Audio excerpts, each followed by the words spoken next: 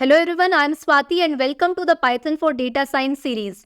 मुझे उम्मीद है कि हमारी सारे लर्नर्स की जॉब रेडी बनने की प्रिपरेशन काफी अच्छी चल रही होगी और आज से हम शुरू कर रहे हैं पाइथन फॉर डेटा साइंस की सीरीज। पर सवाल ये आता है कि बहुत सारी सीरीज तो ऑलरेडी अवेलेबल है, तो फिर इस सीरीज की क्या जरूरत है और इस सीरीज में ऐसा खास क्या होगा। तो पाइथन ना एक ऐसी प्रोग्रामिंग लैंग्वेज है जिसका यूज हम वेब डेवलपमेंट के लिए, DevOps engineers, even cyber security, game development और भी other domain, even the data domain के लिए भी यूज किया जाता है। तो ये सीरीज खास इसलिए होने वाली है क्योंकि इस पाइथन की सीरीज में हम data science, machine learning engineers और एआई, आर्टिफिशियल इंटेलिजेंस की फील्ड में जो लोग करियर बनाने जा रहे हैं, ये सीरीज उनके लिए है। इस सीरीज में हम पाइथन के थ्योरेटिकल कॉन्सेप्ट्स तो समझेंगे, लेकिन साथ ही साथ हम उसे प्रैक्टिकल इम्प्लीमेंटेशन करके भी देखेंगे। बहुत सारा कोड्स हम लिख रहे होंगे इस सीरीज के दौरान और इसके साथ ही साथ डेटा साइंस यूज केसेस को पाइथन कैसे इंप्लीमेंट करता है, ये सारी चीजें प्रैक्टिकली इंप्लीमेंट करेंगे। इसके साथ ही एक और बहुत अच्छी चीज, जो डेटा साइंस के इंटरव्यू क्वेश्चंस आजकल कंपनीज पूछ रही है, हम साथ ही साथ उन क्वेश्चंस को भी प्रैक्टिस करते हुए आगे बढ़ेंगे। तो ये सीरीज आप लोगों के लिए है, उन लोगों के लिए भी ये सीरीज है जो Python for data science, machine learning या एआई के बारे में शुरू करने की सोच रहे हैं, या फिर ऐसे भी लोग जिन्होंने ऑलरेडी पाइथन कंप्लीट कर लिया है, तो भी ये सीरीज आपके लिए हेल्पफुल होगी क्योंकि यहाँ पे हम डेटा साइंस यूज केसेस को भी सीखेंगे और उसके साथ इंटरव्यू क्वेश्चंस को भी प्रैक्टिस कर रहे होंगे।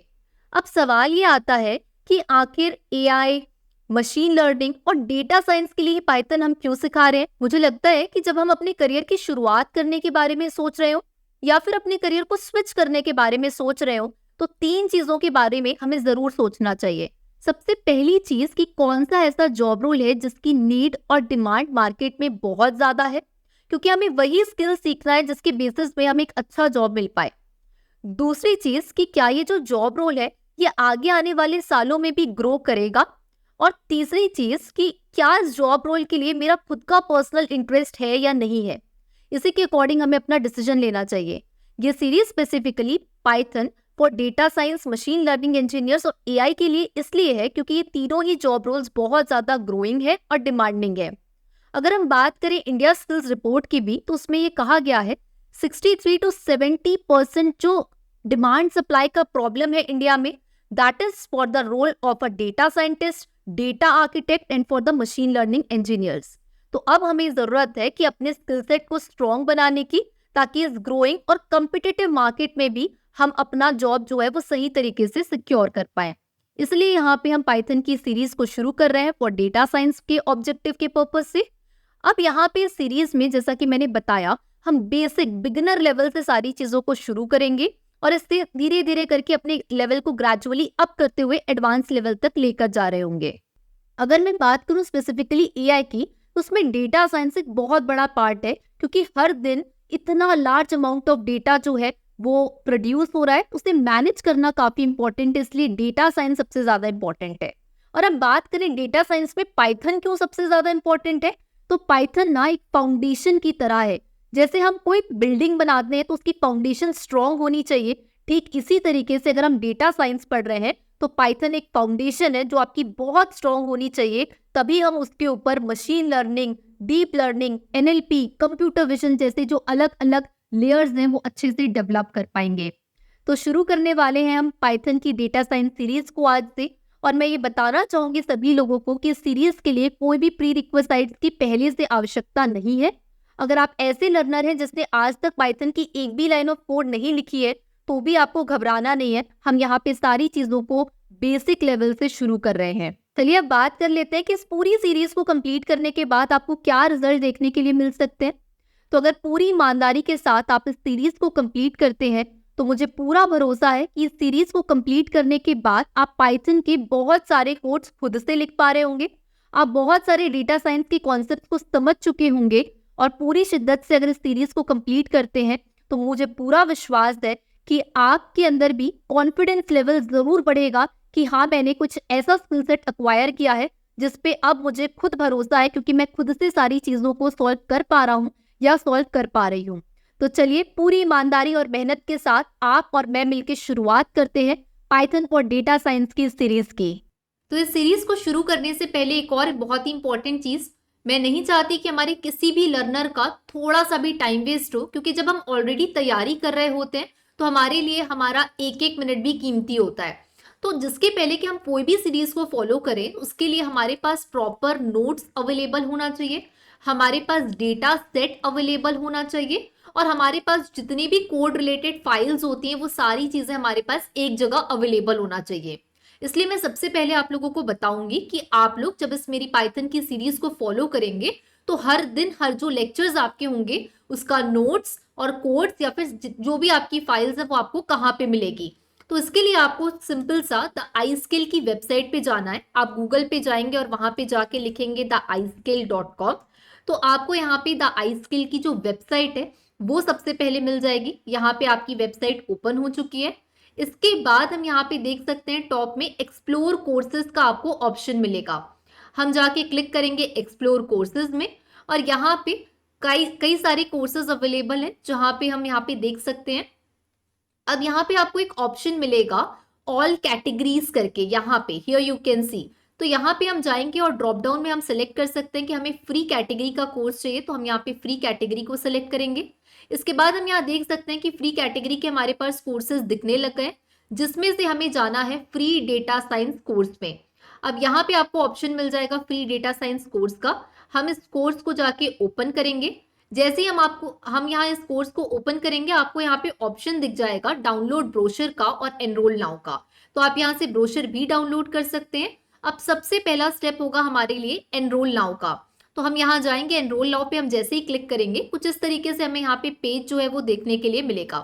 अब अगर आप द आई स्किल की वेबसाइट पे पहली बार आ रहे हैं तो आपको रजिस्टर करना पड़ेगा, अदरवाइज आप डायरेक्ट भी लॉग इन कर सकते हैं। लेकिन हम यहाँ पे आई स्किल की वेबसाइट में फर्स्ट टाइम अगर आ रहे हैं तो यहाँ पे रजिस्टर नाउ का आपको ऑप्शन मिलेगा। यहाँ पे सिंपली आपको जाना है और यहाँ पे रजिस्टर करना है। तो यहाँ अब हमें बेसिक अपनी डिटेल्स डालना है, जैसे आपके नाम का first name, then after you have to write your last name. इसके बाद आप यहाँ पे अपना ईमेल आईडी डालेंगे। So here I am just writing the email ID. इसके बाद आपको अपना कॉन्टैक्ट नंबर डालना है। So I am writing here the contact number. अगर यही आपका व्हाट्सएप नंबर भी है तो आप यहाँ पे चेकबॉक्स में टिक कर सकते हैं। Then you have to select your gender, और इसके बाद हमें फाइनली यहाँ पे रजिस्टर की बटन दिखेगी, यहाँ पे जाके हमें क्लिक करना है। देन नेक्स्ट यहाँ पे स्टेप होगा ओटीपी वेरिफिकेशन का। तो हम यहाँ चेकआउट कर लेते हैं ओटीपी, और here we have got the OTP also. तो हम यहाँ जाके ओटीपी डाल देंगे। So I am writing here the OTP. Alright, इसके बाद आपको यहाँ पे वेरीफाई ओटीपी करना है। जैसे ही आपका ओटीपी यहाँ पे वेरिफिकेशन सक्सेसफुली हो जाएगा, आप यहाँ पे अपना पासवर्ड जो है वो क्रिएट कर सकते हैं। सो लेट्स सपोज मैं यहाँ पे अपना पासवर्ड क्रिएट कर लेती हूँ। आप जो चाहे वो अपना पासवर्ड यहाँ पे क्रिएट कर सकते हैं, and here we are creating the password. अब ये फाइनल हमारा स्टेप सारा कंप्लीट हो चुका है, और इसके बाद यहाँ पे कुछ इस तरीके से आपको देखने के लिए मिलेगा आपका डैशबोर्ड।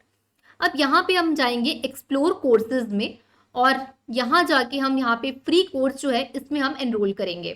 तो एक्सप्लोर कोर्स में जाने के बाद मैं यहाँ पे वापस फ्री कैटेगरी में जा रही हूँ, और हमें डेटा साइंस के इस फ्री कोर्स में जाके एनरोल करना है। तो मैं यहाँ पे जो डेटा साइंस वाला कोर्स है इसमें मैं यहाँ पे जा रही हूँ। अब मैंने वापस से इसको ओपन किया। अब मैं प्रॉपर तरीके से रजिस्टर कर चुकी हूँ। अब यहाँ पे आपको ऑप्शन दिखेगा एनरोल नाउ का। Here you guys can see, here we are having the option for enrol now. तो अब यहाँ जाके हम लोग एनरोल नाउ करते हैं।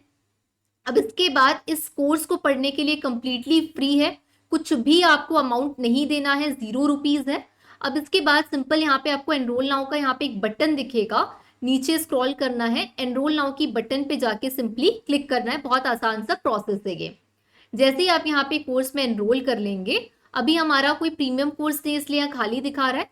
फ्री कोर्स में हम जैसे ही जाएंगे हमें यहाँ पे दिखा देगा हमारे फ्री कोर्स में कि हमने फ्री डेटा साइंस का जो कोर्स है इस पे एनरोल किया हुआ है। अब इसके बाद आप यहाँ जा सकते हैं, स्टार्ट कोर्स कर सकते हैं, और इस कोर्स को हम यहाँ पे ओपन कर लेते हैं। इस कोर्स को आप जैसे ही ओपन करेंगे आपको यहाँ पे सारी की सारी चीजें जो है वो शो होने लगेगी। So let's just open the course. अब ये कोर्स हमारा ओपन हो चुका है, और हम यहाँ देख सकते हैं कि मशीन लर्निंग का ऑलरेडी यहाँ पे लेक्चर्स डला हुआ है निशांत भैया का। इसके अलावा अगर हम यहाँ देखें तो यहाँ पे पाइथन फॉर डेटा साइंस आपको यहाँ सारे लेक्चर्स मिल जाएंगे। फर्स्ट वाला जो आपको यहाँ लेक्चर है, यहाँ पे सारा वीडियो लेक्चर मिलेगा। इसके बाद अगर हम यहाँ पे सेकंड देखें तो यहाँ पे आपको नोट्स का भी यहाँ पे सारे के सारे जो भी लेक्चर्स मैं आपको पढ़ाते जाऊंगी, कभी नोट्स होंगे, कभी डेटा सेट होगा, कभी कुछ और फाइल्स होंगी, तो वो सारा भी आपको यहाँ पे मिलते जाएगा।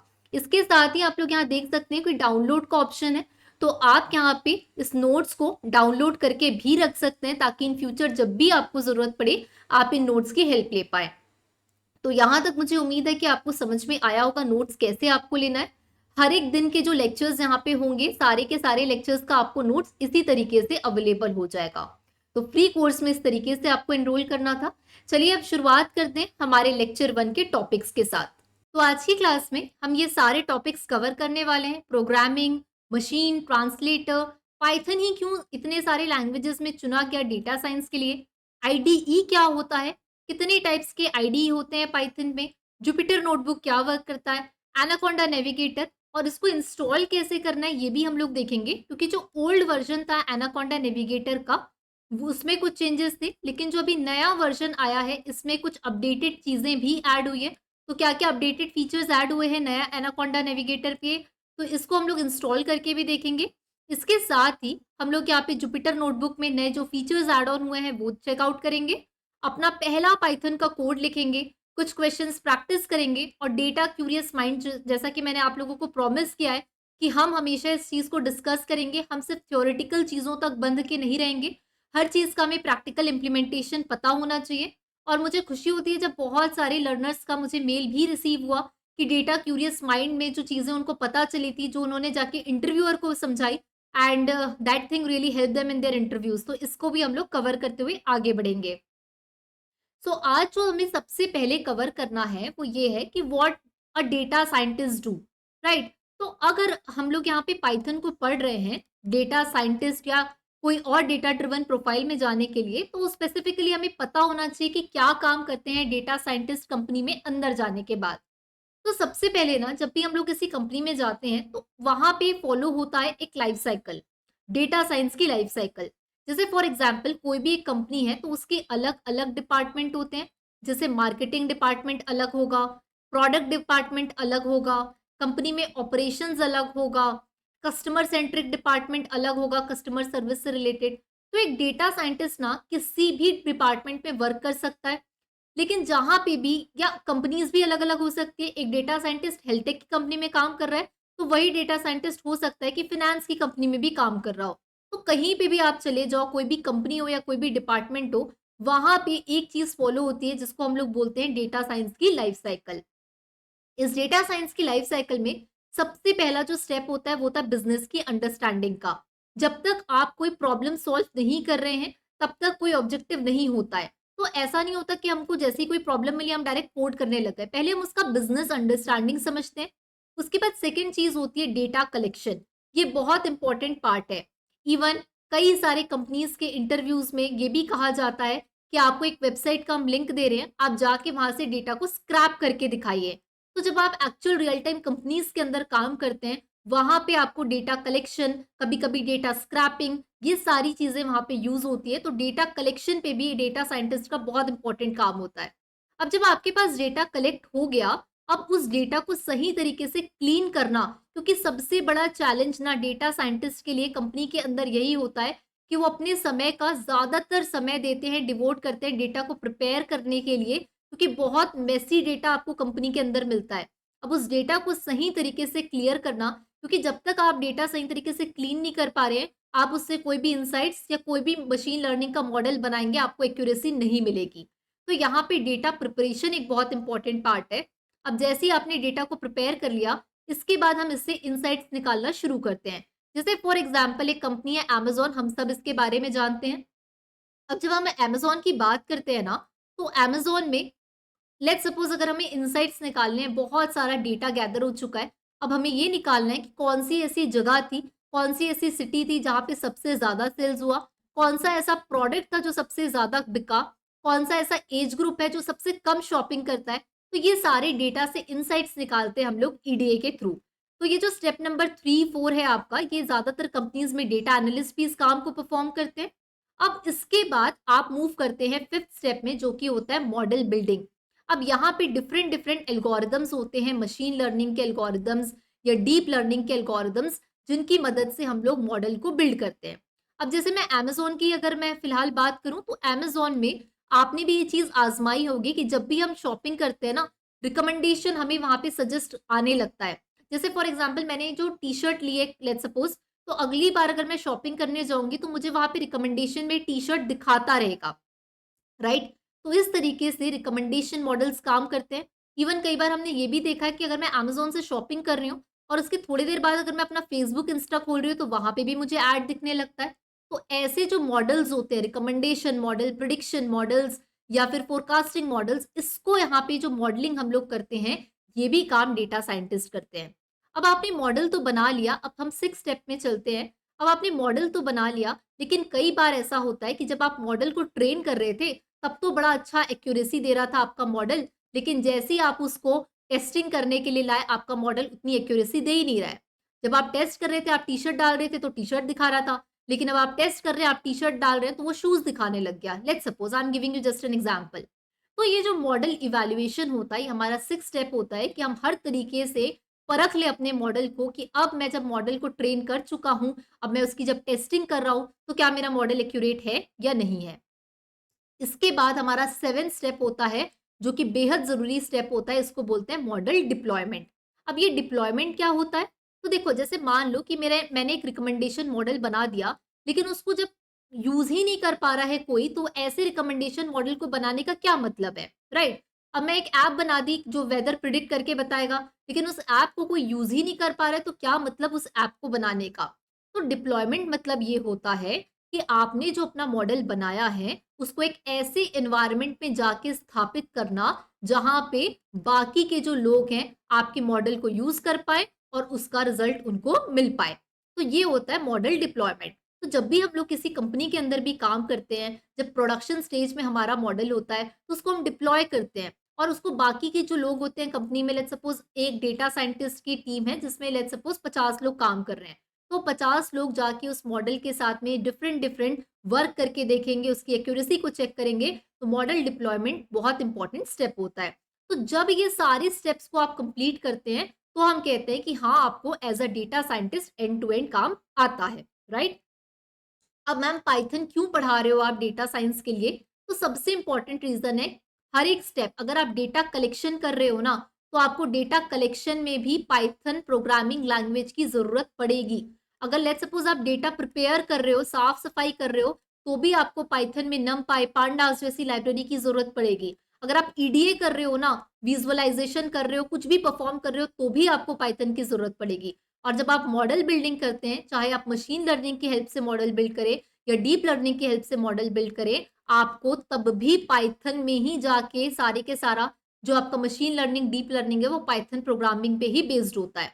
अगर मैं मॉडल की इवैल्यूएशन की बात करूँ, तो भी आपको पाइथन का यूज़ करना है और अगर आप मॉडल डिप्लॉय करते हो, तो भी आप उसको पाइथन की मदद से करोगे। तो हर एक स्टेप जो है आपका, चाहे डेटा कलेक्शन हो, प्रिपरेशन हो, ईडीए हो, मॉडलिंग हो, इवैल्यूएशन हो या डिप्लॉयमेंट हो, हर एक स्टेप में डेटा साइंस में आपको ज़रूरत पड़ने वाली है पाइथन की। अब देखो ये जो पाइथन है ना, इसको इतने अच्छे से और आराम से आप लोग इसीलिए पढ़ना, क्योंकि जो पाइथन है आपका एक ऐसा मान के चलो, एक बिल्डिंग की फाउंडेशन है और हमारे डेटा साइंस की बिल्डिंग की फाउंडेशन है पाइथन। अगर यही आपकी बुनियाद मजबूत नहीं हुई, तो इसके ऊपर आप मशीन लर्निंग, डीप लर्निंग की बिल्डिंग कैसे डिफरेंट डिफरेंट लेयर्स खड़ा करोगे? तो पूरा का पूरा अगर पाइथन स्ट्रॉन्ग है, जिसका पाइथन स्ट्रॉन्ग है, उसको मशीन लर्निंग भी समझ आता है और उसको डीप लर्निंग भी समझ आता है। तो इसलिए हमको पाइथन में ज़्यादातर ध्यान देना है। सो पाइथन क्या है? पाइथन एक प्रोग्रामिंग लैंग्वेज है। लेकिन मैम ये प्रोग्रामिंग लैंग्वेज क्या होता है? तो सबसे पहले हम लोग समझते हैं कि प्रोग्रामिंग आखिर होती क्या है? तो देखिए बहुत सिंपल सी बात है कि हमारे पास हम हैं इंसान, हमारे पास एक कंप्यूटर नाम की मशीन। अब हमको मशीन से कोई काम कराना है, तो हम मशीन को इंस्ट्रक्शंस देते हैं कि भई ये काम तुम कर दो। जैसे फॉर एग्ज़ाम्पल आप एक मैनेजर हैं, तो आप अपने एम्प्लॉयी को इंस्ट्रक्शंस देते हैं कि ये काम आपको करना है। ठीक वैसे ही आप यहाँ पे अपने मशीन को यहाँ पे इंस्ट्रक्शंस दे रहे हैं कि आपको क्या-क्या काम करना है। तो जब आप मशीन को इंस्ट्रक्शन दे रहे होते हैं, तो आप कोड लिखते हैं और उसके थ्रू आप मशीन को इंस्ट्रक्शंस देते हैं।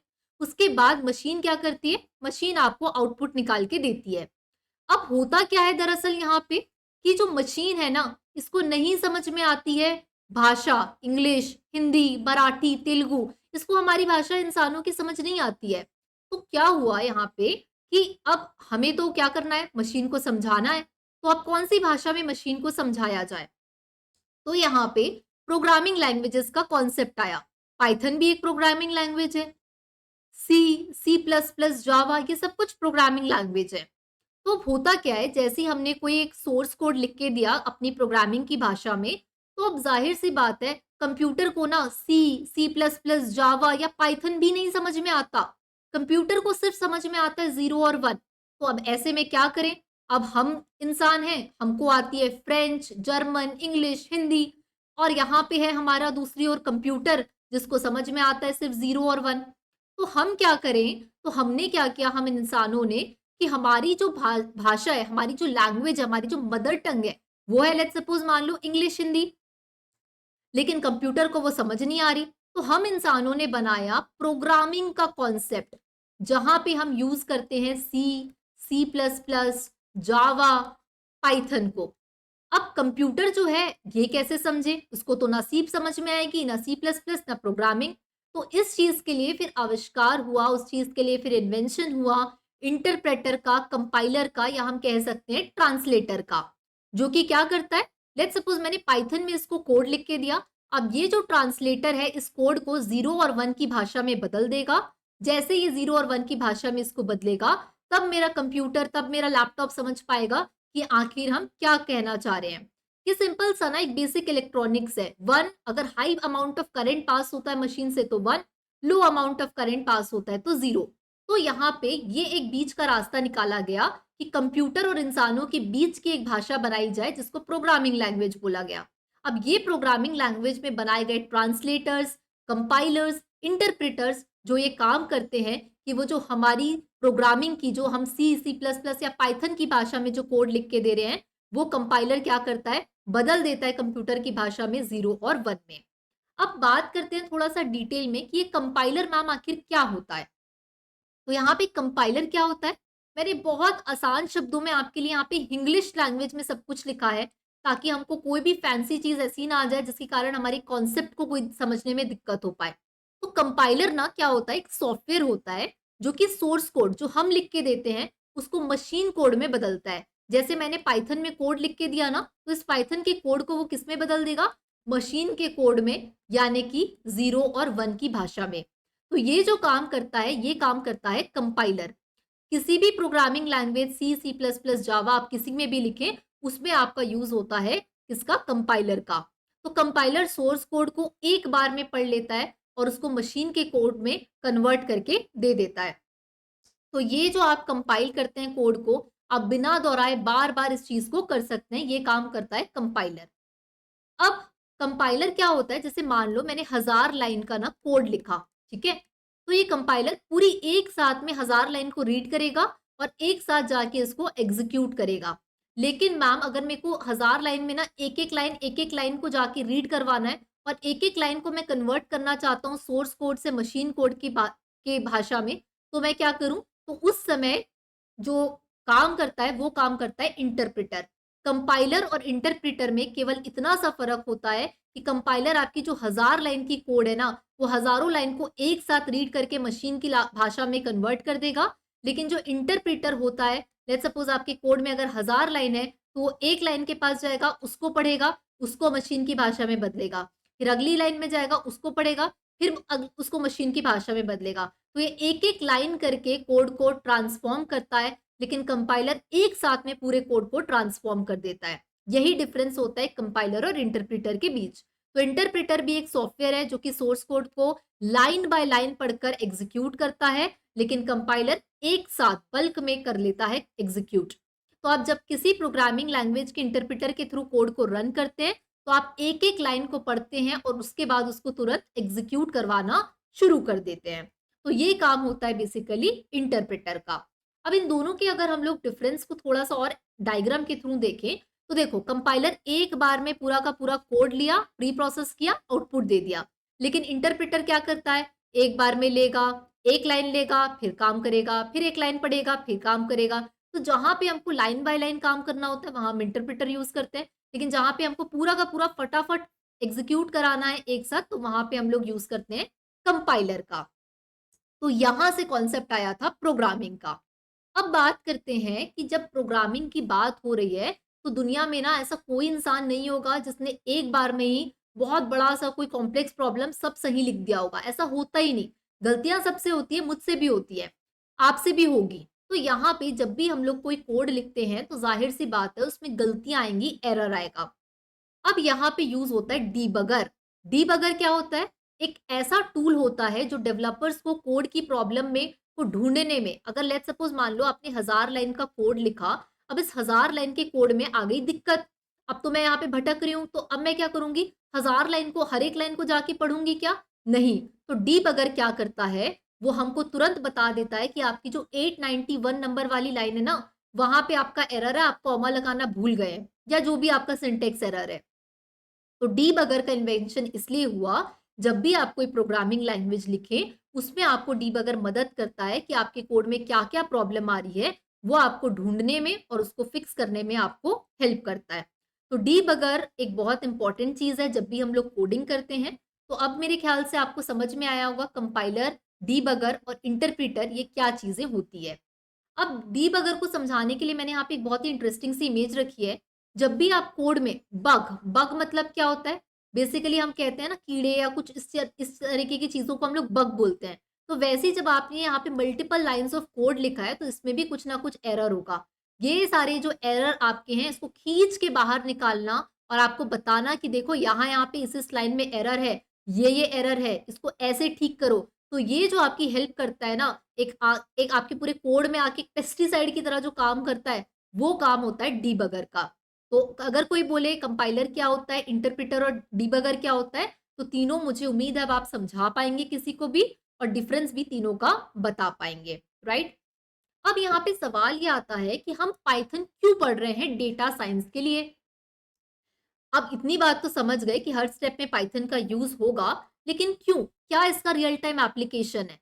तो आप अगर आज की डेट की बात करें, चैटबॉट्स जैसे कि चैट जीपीटी नया-नया आया है, गूगल असिस्टेंट, कोई भी चैटबॉट आज की डेट में बन रहा है, तो उसको डेवलप करने के लिए पाइथन का यूज़ सबसे ज़्यादा किया जा रहा है, आर्टिफिशियल इंटेलिजेंस बेस्ड प्रोडक्ट्स में और डेटा साइंस बेस्ड प्रोडक्ट्स में। अब मैं अगर आपको यहाँ पे जाके दिखाऊँ भी, जैसे आप गूगल पे जाना, चैट जीपीटी आप सर्च करना, जैसे ही आप चैट जीपीटी सर्च करोगे ना, आप देखना यहाँ पे आपको ओपन आप करोगे, आपको मिल जाएगा कि जो पूरी की पूरी प्रोग्रामिंग लैंग्वेज यूज़ हुई है चैट जीपीटी को बनाने के लिए, पाइथन का इसमें मेन इन्वॉल्वमेंट है, राइट? तो चैट जीपीटी 2022 में लॉन्च हुआ था और यहाँ पे जिस प्रोग्रामिंग लैंग्वेज पे ये बिल्ड है, वो भी है पाइथन। तो अब आप समझ सकते हैं कि कितना ज़्यादा ज़रूरी लैंग्वेज है पाइथन हमारे लिए। इसके साथ ही आपको अगर मैं बताऊँ, रिकमेंडेशन मॉडल जैसे कि ई-कॉमर्स कंपनी यूज़ करती है, अमेज़न या नेटफ्लिक्स, वो भी पाइथन का यूज़ करके बने हैं। हर कोई हमारे फ़ोन में आजकल फेस लॉक है, हम अपना फेस दिखाते हैं, लॉक ओपन हो जाता है, इमेज रिकॉग्निशन।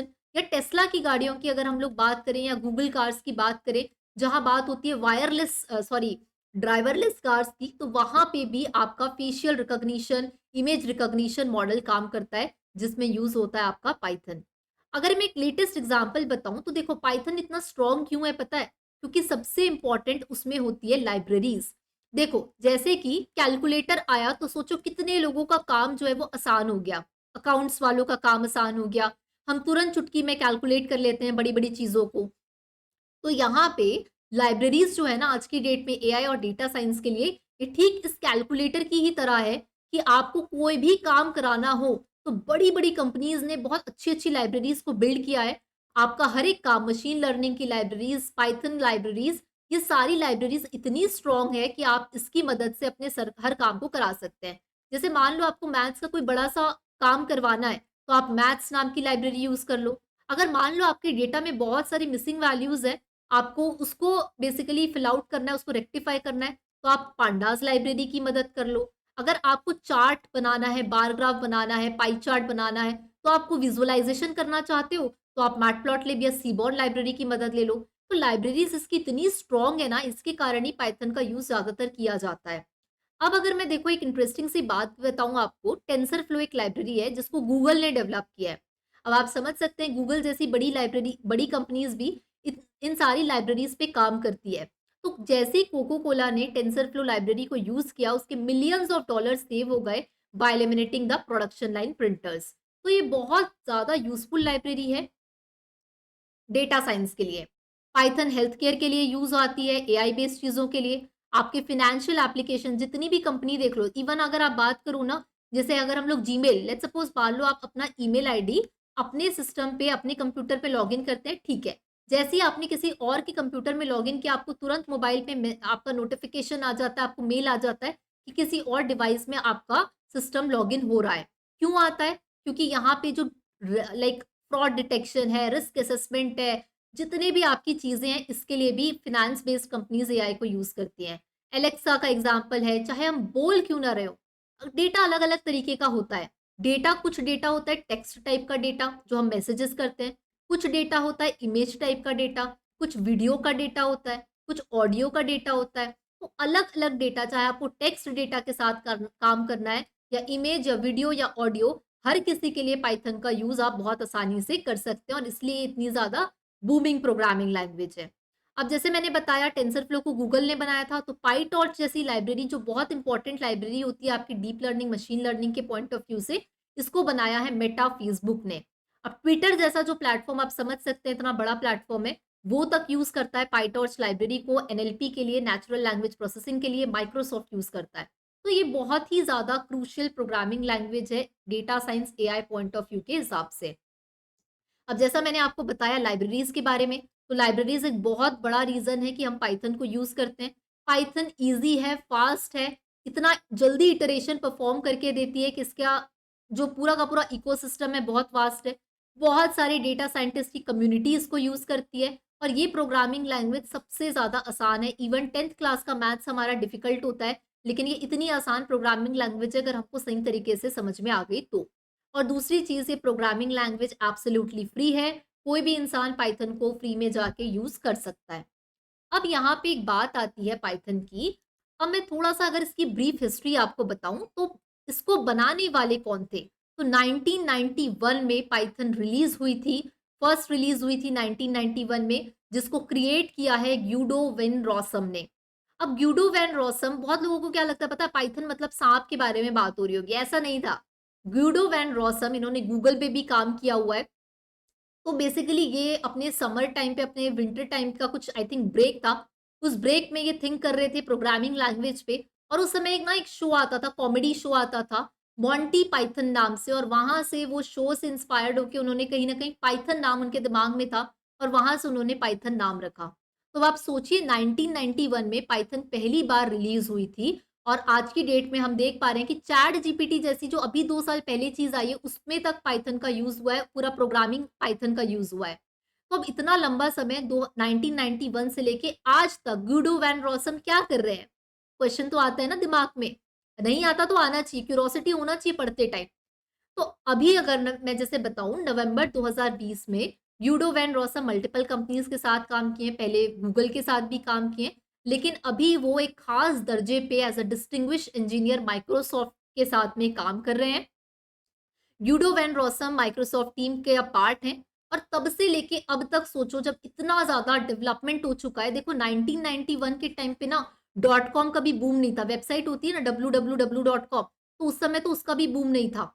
2000 वाला जो टाइम था, 2001-2002 के समय में वेबसाइट का बूम आया। अब उसके बाद में अगर हम लोग देखें 2011-12 का समय, तो अब हम लोग देख रहे हैं एंड्रॉइड ऐप आ गया।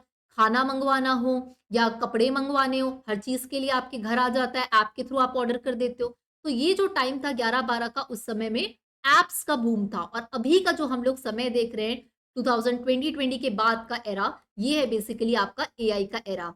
तो ये जो प्रोग्रामिंग लैंग्वेज है आपकी 1991 से, जब वेबसाइट का डॉट कॉम का बूम आया था तो डेवलपमेंट के लिए यूज़ होती थी। ऐप्स डेवलपमेंट के लिए भी कहीं न कहीं पाइथन हेल्पफुल हो जाती है।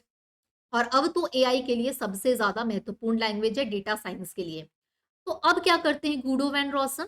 तो अब भी वो माइक्रोसॉफ्ट के साथ काम कर रहे हैं और अभी लेटेस्ट पाया गया था माइक्रोसॉफ्ट के एक ब्लॉग में कि 10 से 60% जो नया वर्ज़न पाइथन का लॉन्च हुआ था 3.11, उसकी एक्यूरेसी और स्पीड अप अब और ज़्यादा फास्ट हो चुका है, क्योंकि अब तो millions of trillions of data उस पे जाके बेसिकली क्लीन होता है, बहुत सारे ऑपरेशंस परफॉर्म होते हैं। तो सोचो 1991 से भी ये इंसान लगा हुआ है उस पाइथन के पीछे। ऐसा नहीं कि चलो मैंने बना दिया, पॉपुलर हो गया, पैसे आ गए, दैट्स इट। तो हमेशा अपडेट करना पड़ेगा और हम लोगों को भी, आपको भी, हमको भी इसको अपडेट, अपने आप को अब अपडेट करता रहना पड़ेगा स्किल्स के रिगार्डिंग। ऑलराइट, तो अब हम लोग आगे बढ़ते हैं और नेक्स्ट देखते हैं अपना टॉपिक। तो ग्यूडो वैन रॉसम ने तो बहुत बढ़िया सी पाइथन बना दी। अब पाइथन बन के आ गई, बहुत अच्छी बात है, हमारे पास एक बहुत बढ़िया प्रोग्रामिंग लैंग्वेज है। लेकिन ऐसी प्रोग्रामिंग लैंग्वेज का मतलब भी होना चाहिए जब लोग उसको यूज कर पाए इजिली। तो सबसे इंपॉर्टेंट होता है डिस्ट्रीब्यूशन। जैसे फॉर एग्जाम्पल मान लो आपको व्हाट्सएप में मैंने एक पीडीएफ फाइल भेजी, आप उसको आसानी से पढ़ लोगे। लेकिन मान लो कि मैंने पीडीएफ से भी बहुत अच्छा कुछ मैंने दिमाग लगाया और बहुत अच्छा मैंने कुछ बना दिया, मान लो सीडीएफ, ठीक है। अब मैं आपको सीडीएफ फाइल भेज रही हूँ, लेकिन आप उसको खोल ही नहीं पा रहे हो क्योंकि आपके पास तो सीडीएफ ही नहीं है, राइट। तो हर इंसान के पास वो चीज होनी चाहिए जो उसको वो इजिली ओपन कर पाए, एक्सेस कर पाए। तो सबसे इंपॉर्टेंट होता है डिस्ट्रीब्यूशन। आप ऐसी चीज बनाइए जिसको आसानी से लोग ले पाए, उसको आसानी से यूज कर पाए। तो डिस्ट्रीब्यूशन यहाँ पे सबसे ज्यादा इंपॉर्टेंट है। और पाइथन कैसी लाइब्रेरी है? तो पाइथन एक ओपन सोर्स लाइब्रेरी है जिसको फ्री में कोई भी यूज कर सकता है। अब इसका डिस्ट्रीब्यूशन सबसे ज्यादा इंपॉर्टेंट और चैलेंजिंग चीज था। तो अब इस डिस्ट्रीब्यूशन के लिए यहाँ पे यूज होने लगा कि अब हमको पाइथन कैसे मिलेगी। पाइथन तो ग्यूडो वैन रॉसम ने बना दी, अब हमको कैसे यूज करना है पाइथन, हमको कहाँ से मिलेगी? तो इसका जो डिस्ट्रीब्यूशन चालू किया, पाइथन का डिस्ट्रीब्यूशन जो चालू किया, ये एनाकोंडा नेविगेटर एक माध्यम है जिसके थ्रू हम लोग पाइथन को क्या कर सकते हैं, यूज कर सकते हैं। तो एनाकोंडा नेविगेटर एक जीयूआई है, ग्राफिकल यूजर इंटरफेस, जो कि एक पॉपुलर पाइथन का डिस्ट्रीब्यूशन है डेटा साइंस और मशीन लर्निंग के टास्क के लिए। अब मैम ये तो समझ गए कि पाइथन हमको जो डिस्ट्रीब्यूट करता है वो एक प्लेटफॉर्म है एनाकोंडा नेविगेटर, लेकिन ये जीयूआई क्या होता है, राइट। तो जीयूआई मतलब होता है ग्राफिकल ग्राफिकल यूजर इंटरफेस, ठीक है, ग्राफिकल यूजर इंटरफेस। अब तो समझ नहीं आ रहा है ये क्या है फुल फॉर्म जानने के बाद भी। तो देखो इसको आसान भाषा में समझते हैं। जैसे मान लो आपके फोन में व्हाट्सएप है, ठीक है, ये है मान लो आपका फोन का स्क्रीन, यहाँ पे आपका व्हाट्सएप का आइकन, यहाँ है इंस्टा का, यहाँ पे है फेसबुक का, और लेट्स सपोज यहाँ पे ट्विटर का, ठीक है। अब अगर मैं बोलूं आपको व्हाट्सएप खोलना है तो आप क्या करोगे, अपना फोन उठाओगे, अपना हाथ लेके जाओगे, व्हाट्सएप के आइकन पे जाके टच करोगे और आपका व्हाट्सएप खुल जाएगा। यही होता है, यही करते हैं हम लोग। अब अगर मैं बोलूं कि व्हाट्सएप को अगर आपको खोलना है ना, तो पहले आपको 10 लाइन का कोड लिखना पड़ेगा, उसके बाद आप व्हाट्सएप खोल पाओगे। तो ऐसा तो नहीं होता, ऐसा हम करते ही नहीं। तो पहले ये होता था कि हमको कोई भी चीज को एक्सेस करना होता था तो कोड के थ्रू करते थे। लेकिन ग्राफिकल यूजर इंटरफेस का ही मतलब होता है कि जहां पे आप अपनी एक्टिविटीज, अपने सेंसेशंस के हिसाब से आप जाते हैं और वहां पे जाके अपना ऐप खोलते हैं, काम करते हैं, हो गया। अगर मैं यही चीज बोलती आज की डेट में व्हाट्सएप खोलना है ना, तो जाओ पहले 10 लाइन का कोड लिखो फिर व्हाट्सएप खुलेगा, तो आपको अच्छा लगता क्या? कोई यूज नहीं करता। तो ये जो ग्राफिकल यूजर इंटरफेस है, इसका मतलब ही होता है चीजों को एक ऐसा इंटरफेस प्रोवाइड करना जहां पे जाके हम इजिली उस चीज को खोल पाए, उस चीज को इजिली हम लोग यूज कर पाए। जैसे मान लीजिए अब आपके पास है आपका लैपटॉप, ठीक है, आपके लैपटॉप में है लेट्स सपोज माइक्रोसॉफ्ट वर्ड का आपके पास में आइकन है, ठीक है, एक्सेल का आइकन है, पावर पॉइंट का है। अब जब आपको माइक्रोसॉफ्ट वर्ड खोलना होता है तो आप क्या करते हैं, जाते हैं अपना कर्सर ले जाते हैं, माइक्रोसॉफ्ट वर्ड ओपन करते हैं, वर्ड आपके पास खुल जाता है, आप अपना काम करते हैं, बाहर आ जाते हैं। ना कि ऐसा करते हैं कि वर्ड लिखने के लिए अगर मेरे को वर्ड खोलना है माइक्रोसॉफ्ट वर्ड, तो पहले मैं 100 लाइन का कोड लिखूंगा तब मैं उसको खोल पाऊंगा, ऐसा नहीं होता। तो ये जो एटमॉस्फेयर हमको प्रोवाइड करता है जहां पे हम लोग जाके अपने काम को इजिली परफॉर्म कर पाते हैं बिना कोई कोड लिखे या कुछ किए, ये कहलाता है बेसिकली आपका एक ग्राफिकल यूजर इंटरफेस, राइट। तो ये होता है जीयूआई। तो ऐसे ही एनाकोंडा नेविगेटर अगर आपको खोलना है तो आपको बस उसको इंस्टॉल करना है, जैसे आप एक ऐप इंस्टॉल करते हैं वैसे ही आपको इसको इंस्टॉल करना है, ना कि आपको इसको खोलने के लिए कोई लाइन ऑफ कोड लिखना है। ये होता है ग्राफिकल यूजर इंटरफेस। तो एनाकोंडा नेविगेटर एक ग्राफिकल यूजर इंटरफेस है जो पॉपुलर का पाइथन डिस्ट्रीब्यूशन का एक पॉपुलर सोर्स है डेटा साइंस और मशीन लर्निंग के लिए। तो ये क्या करता है हमको एनाकोंडा नेविगेटर, इसका इंस्टॉलेशन मैं आपको बताऊंगी अभी थोड़ी देर में कि कैसे आपको इंस्टॉल करना है, बट अभी मेरे पास ये खुला हुआ है। ये है आपका एनाकोंडा नेविगेटर। तो अब ये एनाकोंडा नेविगेटर आपको एक माहौल देता है, राइट। जैसे हम कॉलेज जाते हैं तो हमको एक पढ़ने का माहौल मिलता है, वो अलग बात है कि हम उस माहौल में कितना अच्छे से पढ़ाई करते हैं। तो अब यहाँ पे एक हमको एक पूरा इंटरफेस मिल गया। अब इस एनाकोंडा नेविगेटर के अंदर डेटा स्पेल है।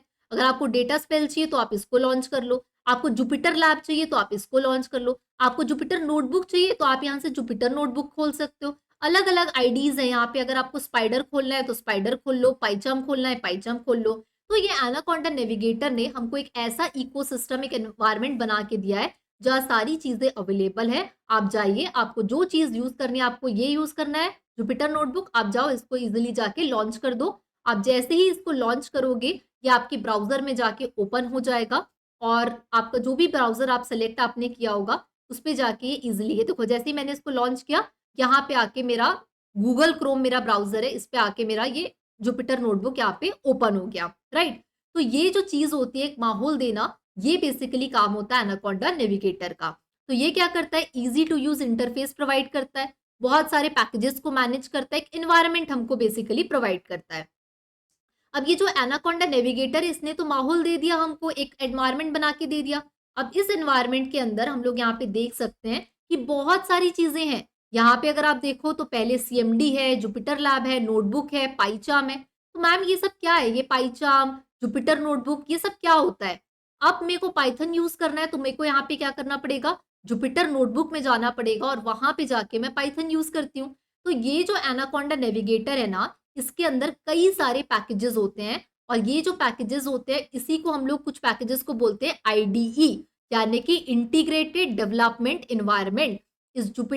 इस एनाकोंडा के अंदर आप जाएंगे जुपिटर नोटबुक में और जुपिटर नोटबुक में जाने के बाद आप अपनी पाइथन की प्रोग्रामिंग को लिखना शुरू करेंगे।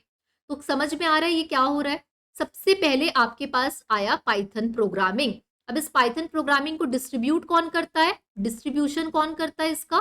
तो हम लोग डिस्ट्रीब्यूशन के लिए यूज कर रहे हैं यहाँ पे एनाकोंडा नेविगेटर, जो कि पाइथन को डिस्ट्रीब्यूट करता है। तो इसने तो दे दिया लाके एनाकोंडा नेविगेटर। अब इस एनाकोंडा नेविगेटर के अंदर क्या होता है, आईडीई होता है, यानी कि इंटीग्रेटेड डेवलपमेंट एनवायरनमेंट। जैसे कि जुपिटर नोटबुक एक बना बनाया एनवायरनमेंट मेरे को मिल गया। अब इस जुपिटर नोटबुक को मैं यहाँ पे ओपन करूंगी और जाके अपनी पाइथन प्रोग्रामिंग को करना चालू कर दूंगी, राइट। तो एनाकोंडा नेविगेटर समझ में आया होगा आप लोगों को, ये एक डिस्ट्रीब्यूशन का माध्यम है। अब आईडीई को थोड़ा हम लोग डिटेल में समझते हैं। आईडीई यानी कि इंटीग्रेटेड डेवलपमेंट एनवायरनमेंट, ये एक सॉफ्टवेयर एप्लीकेशन होता है जो कि हम लोगों को फैसिलिटी देता है सॉफ्टवेयर डेवलपमेंट के लिए। और ये जो है बेसिकली देखो, जैसा मैं आपको समझा रही थी, अब देखो आप जब भी कोई पाइथन प्रोग्रामिंग अगर आप करोगे तो जाहिर सी बात है आपके कोड में एरर आएगा। आपको कोड लिखना भी आना चाहिए। आपको कोड लिखने के बाद आप क्या करोगे, देखो मैं शुरुआत से समझाती हूँ। जब भी हम लोग किसी प्रोग्रामिंग की बात करते हैं पाइथन, तो सबसे पहले क्या करोगे, आप कोड राइट करोगे। कोड लिख लिया, अब कोड को चलाना भी है तो रन करना पड़ेगा। अब रन करने के बाद कोई एरर आ गया तो इसको भी फाइंड आउट करना पड़ेगा। और अब हम लोग स्पेसिफिकली यहाँ पे बात कर रहे हैं डेटा साइंस की, जिसमें हमको डेटा विजुअलाइजेशन भी करना पड़ता है। आपको यहाँ पे एक bar graph, pie chart, right, different different graphs जो है वो उसके थ्रू आप डेटा को जाके रिप्रेजेंट करेंगे, तो विजुअलाइजेशन भी करना है। तो ऐसा आपको पाइथन के अंदर एक ऐसा माहौल मिल जाए जहां पे आप कोड को लिख भी पाओ, रन भी कर पाओ, एरर भी ढूंढ पाओ, उसको कंपाइल कर पाओ और साथ में आप विजुअलाइजेशन जो है वो भी कर पाओ। तो ये पूरी की पूरी चीज आप एक जगह कर पाओ, इसके लिए यूज होती है पाइथन की आईडीई, यानी कि इंटीग्रेटेड डेवलपमेंट एनवायरनमेंट। ये होता है बेसिकली मतलब। पहले क्या होता था, जैसे आप बहुत लोग अलग अलग चीज यूज करते थे, कोड लिख रहे हैं नोटपैड में, ठीक है, कोड लिख रहे हैं आप नोटपैड में, उसके बाद उसको रन करके देख रहे हो पाइथन का एक्चुअल खोल के, उसके बाद एरर अगर कुछ आ रहा है तो कंपाइलर में अलग से जाके कंपाइल कर रहे हो, विजुअलाइजेशन करना है तो अलग से कर रहे हो। तो अलग अलग काम जितना भी करोगे, सोचो इंडस्ट्री के अंदर, तो आपका कितना टाइम वेस्ट होगा, आपकी इफिशियंसी नहीं होगी। तो यहाँ पे बिल्ड हुए आईडीई यानी कि इंटीग्रेटेड डेवलपमेंट एनवायरनमेंट, जहां पे हम कोड को लिख सकते हैं, रन कर सकते हैं, डीबग कर सकते हैं, कंपाइल कर सकते हैं, विजुअलाइज कर सकते हैं। ये सारी चीज हम कर सकते हैं आईडी के अंदर। तो आईडी एक ऐसा टूल है जहां पे आपको अपने आप ऑटोमेटिक आपको कोड एडिटर मिल जाता है, कंपाइलर मिल जाता है, आपको ऑटोमेशन टूल्स बने बनाए मिल जाते हैं, डीबगिंग के लिए, एरर ढूंढने के लिए अपने आप टूल मिल जाता है। तो आप यहाँ पे लिख सकते हो, टेस्ट कर सकते हो, डीबग कर सकते हो अपने कोड को। और खास तौर पे जैसा मैं आपको बोल रही हूँ विजुअलाइजेशन करना है। अब आप लेट्स सपोज आप डेटा साइंटिस्ट हो, अब आपको लेट्स सपोज रिपोर्ट देना है एक मार्केटिंग वाले इंसान को, तो आप मार्केटिंग वाले इंसान को तो कोडिंग नहीं आती ना, कैसे समझेगा? तो आप रिपोर्ट बना के दोगे, बार ग्राफ, पाई चार्ट, ऐसे अलग अलग ग्राफिकल विजुअलाइजेशंस करके दोगे, तब उसको समझ में आएगा। इसी तरीके से यहाँ पे पाइथन की जो आईडी हम लोग यूज करेंगे खास तौर पे डेटा साइंस के लिए। अगर आप पाइथन डेवलपमेंट के लिए कर रहे हो ना, तो आप वीएस कोड का भी यूज कर सकते हो। लेकिन जब डेटा साइंस की बात होती है, डेटा एनालिटिक्स की बात होती है, हमको यहाँ पे बनाने होते हैं ग्राफ, चार्ट, ठीक है, प्लॉट्स। ये सब के लिए विजुअलाइजेशन के लिए जो आईडी यूज होता है वो बहुत अलग अलग टाइप के आईडी होते हैं। मैं जैसे आपको बता रही हूँ टाइप्स ऑफ आईडी। तो जो मेन मेन पॉपुलर आईडी है, जैसे स्पाइडर हो गया, पाइचार्म हो गया, वीएस कोड जो मैं बोल रही थी, एटम हो गया, विम हो गया, विजुअल स्टूडियो और जुपिटर नोटबुक। लेकिन इतने सारे आईडीज में हम कौन से आईडी का यूज करेंगे यहाँ पे? तो एक बेसिकली रिसर्च के अकॉर्डिंग ये एनालिसिस है कि 73% जुपिटर नोटबुक इंडस्ट्री के अंदर ज्यादातर यूज किया जाता है। और इसका सबसे बड़ा रीजन क्या है पता है जुपिटर नोटबुक का? कि यहाँ पे आप कोड को लिख सकते हो, विजुअलाइज आप लिख सकते हो, रन कर सकते हो, ये सब तो आप विजुअल स्टूडियो कोड में भी कर सकते हो। लेकिन जो विजुअलाइजेशन है ना, आप इसको बहुत आसानी से परफॉर्म कर सकते हो जुपिटर नोटबुक के अंदर। और ये बहुत पॉपुलर है, कंपनी के अंदर भी अगर जाओगे तो इसी में काम करना है। इसीलिए हम लोग जिस आईडी में सीखने वाले हैं इस डेटा साइंस की पाइथन को, हम लोग भी सारी चीजें जुपिटर नोटबुक में ही सीखेंगे, क्योंकि ये बहुत पॉपुलर है। और यहाँ पे हम डेटा साइंस का विजुअलाइजेशन जो है वो बहुत आसानी से कर सकते हैं, डेटा क्लीनिंग कर सकते हैं। इसलिए यहाँ पे जो हमारी आईडी हम लोग यूज करना जाएंगे वो है जुपिटर नोटबुक। तो अब ये जो जुपिटर नोटबुक है, ये एक ओपन सोर्स वेब एप्लीकेशन है जहां पे आप डॉक्यूमेंट को लिख सकते हो। इसकी बहुत सारे फीचर्स हैं, अभी मैं इंस्टॉलेशन के बाद आपको सिखाऊंगी भी। जहां पे आप अपने लाइव कोड को लिख सकते हो, लाइव यहाँ पे एडिटिंग कर सकते हो, मल्टीपल इक्वेशंस अगर आपको लिखना है वो कर सकते हो, विजुअलाइजेशन कर सकते हो, मॉडलिंग कर सकते हो, मशीन लर्निंग के एल्गोरिदम्स आप जुपिटर नोटबुक में रन कर सकते हो, डीप लर्निंग के एल्गोरिदम्स। तो ये जो जुपिटर नोटबुक है ना, ये स्पेसिफिकली डेटा साइंस के पर्पज से बना है, एआई के पर्पज से बना है। इसीलिए हम लोग जो सीख रहे हैं वो वही चीज सीखेंगे जो इंडस्ट्री के अंदर यूज होगी। और हम यहाँ पे एडॉप्ट करेंगे जुपिटर नोटबुक का। चाहे तो आप गूगल कोलैब वगैरह भी यूज कर सकते हो, but Jupiter notebook is the top choice, तो हम लोग जुपिटर नोटबुक का यूज करेंगे। अब देखते हैं इंस्टॉलेशन कि कैसे हम लोग जाके एनाकोंडा नेविगेटर को इंस्टॉल कर सकते हैं अपने सिस्टम के अंदर। तो सबसे पहले आपको जाना है ब्राउजर पे और गूगल पे जाके सर्च करना है एनाकोंडा या फिर एनाकोंडा नेविगेटर। जैसे ही आप सर्च करेंगे आपको यहाँ पे एक वेबसाइट मिल जाएगी www.anaconda.com डाउनलोड। यहाँ पे आप इसे इजिली फ्री में डाउनलोड कर सकते हैं क्योंकि ये ओपन सोर्स है। अगर आप विंडोज के लिए डाउनलोड करना चाहते हैं तो यहाँ डाउनलोड विंडोज का बटन मिलेगा, उस पर क्लिक करना है। इसके बाद ये डाउनलोड होने के लिए आपका थोड़ा सा टाइम लेगा यहाँ पे, तो हमें थोड़ा सा पेशेंस के साथ वेट करना होगा क्योंकि ये हम देख पा रहे हैं यहाँ पे 904 MB का ये बेसिकली डाउनलोड हो रहा है, तो यहाँ पे थोड़ा सा हमें वेट करना होगा। नाउ इट्स डन, अब ये हो चुका है डाउनलोड। अब हम यहाँ देख सकते हैं कि कौन से फोल्डर पे आपने ये डाउनलोड किया है। जैसे अब ये डाउनलोड तो हो गया, हम इसे इंस्टॉलेशन करेंगे तो सबसे पहले आपको यहाँ पे नेक्स्ट बटन पे क्लिक करना है। जैसे आप इंस्टॉलेशन करेंगे यहाँ पे कुछ कंडीशंस आएंगी, आपको यहाँ पे आई अग्री पे क्लिक करना है। दो ऑप्शंस आएंगे यहाँ पे, जस्ट मी या फिर ऑल यूजर्स। तो आप यहाँ पे चाहें तो ऑल यूजर्स भी सेलेक्ट कर सकते हैं। हम यहाँ पे ऑल यूजर्स सेलेक्ट करके इसको नेक्स्ट पे आगे क्लिक करते हैं। अब आगे हमने जैसे ही नेक्स्ट पे क्लिक किया, अब यहाँ डेस्टिनेशन आपसे पूछेगा कि आप इसे कहाँ रखना चाहते हैं, तो हम इसे सी ड्राइव में रखना चाहते हैं, हमने यहाँ पे लिखा सी ड्राइव। अब नेक्स्ट यहाँ पे कुछ आप लोगों को चेक बॉक्स दिखेंगे जिसे हमें क्लिक करना होगा और यहाँ पे इंस्टॉल का ऑप्शन आ जाएगा, हम डायरेक्टली इंस्टॉल पे क्लिक करेंगे। इंस्टॉलेशन के लिए हमें थोड़ा सा वेट करना पड़ेगा, कुछ समय लेता है यहाँ पे ये इंस्टॉल होने के लिए, तो हम थोड़ा सा वेट करेंगे इंस्टॉलेशन का। एंड हियर आप चाहें तो यहाँ डिटेल्स भी देख सकते हैं, बट यहाँ पे अब इंस्टॉलेशन हमारा कंप्लीट हो चुका है। नीचे नेक्स्ट बटन का ऑप्शन आएगा, अब इसे यहाँ पे फाइनल लास्ट हम लोग यहाँ पे जाएंगे, दोनों चेकबॉक्स को टिक करेंगे और इसके बाद यहाँ पे हम लोग जाके इसको फिनिश कर सकते हैं। अब जैसे आप फिनिश कर लेंगे, आप अपने सिस्टम पे जाएंगे, आपकी सर्च बार में आप जाके सर्च कर सकते हैं एनाकोंडा नेविगेटर। आपको मिल जाएगा यहाँ पे एनाकोंडा नेविगेटर, पूरा का पूरा भी इंस्टॉल हो चुका है। ये ओपन होने में थोड़ा सा टाइम लगता है, 5-6 सेकेंड का। यहाँ पे ओपन हो चुका है, यहाँ पे अपडेट का एक ऑप्शन आ रहा है, अभी हमें अपडेट नहीं करना है, तो आप यहाँ पे डायरेक्टली जाके नो कर सकते हैं या फिर रिमाइंड मी लेटर कर सकते हैं। अभी हमें अपडेट नहीं करना है इसलिए हम इसे कैंसिल कर रहे हैं। यहाँ पे अगर आप जाके देखें तो यहाँ पे आपको जुपिटर नोटबुक और इसके साथ साथ जुपिटर लैब तो यहाँ पे ऑप्शंस मिल जाएंगे। हम यूज करना चाहते हैं जुपिटर नोटबुक, तो इसको यहाँ पे लॉन्च करना पड़ेगा। जैसे ही आप जाके इस जुपिटर नोटबुक को लॉन्च करेंगे, ये रीडायरेक्ट करके आपको ले जा लेगा आपके ब्राउजर पे। अब यहाँ पे हमारा जुपिटर नोटबुक ओपन हो चुका है। इसके अंदर आप डेस्कटॉप, डॉक्यूमेंट्स, डाउनलोड से सारे फोल्डर्स देख रहे हैं। जहां पे भी अब आपका मन करे जिस भी फोल्डर में आप जाके वहां पे, जैसे मैंने डेस्कटॉप के अंदर अगर मैं कोई फोल्डर क्रिएट करना चाहती हूँ तो मैं डेस्कटॉप पे गई, यहाँ पे जाके मैं न्यू पे गई। और नई अगर आपको कोई फाइल बनाना है, अगर डॉक्स फाइल बनाना है तो आप वो भी बना सकते हो, या फिर हमें यहाँ पे एक नया फोल्डर बनाना है तो मैं यहाँ नया फोल्डर बना रही हूँ। इसको रीनेम भी कर सकते हो, जैसे सिमरन नाम मैं यहाँ पे रखी हूँ। या अगर रीनेम नहीं भी करोगे तो बाय डिफॉल्ट ये अनटाइटल्ड फोल्डर नाम से आपके पास आएगा। अब इस फोल्डर के अंदर जाके हम लोग यहाँ पे सेलेक्ट कर सकते हैं जुपिटर नोटबुक हमें चाहिए, तो मैं यहाँ नोटबुक सेलेक्ट करूंगी। यहाँ पे ऑप्शन आएगा पाइथन 3 IPY कर्नल, इस कर्नल को हमें सेलेक्ट कर लेना है। तो यहाँ पे जाके इस IP3Y कर्नल जो दिखा रहा है इसे हमें सेलेक्ट कर लेंगे।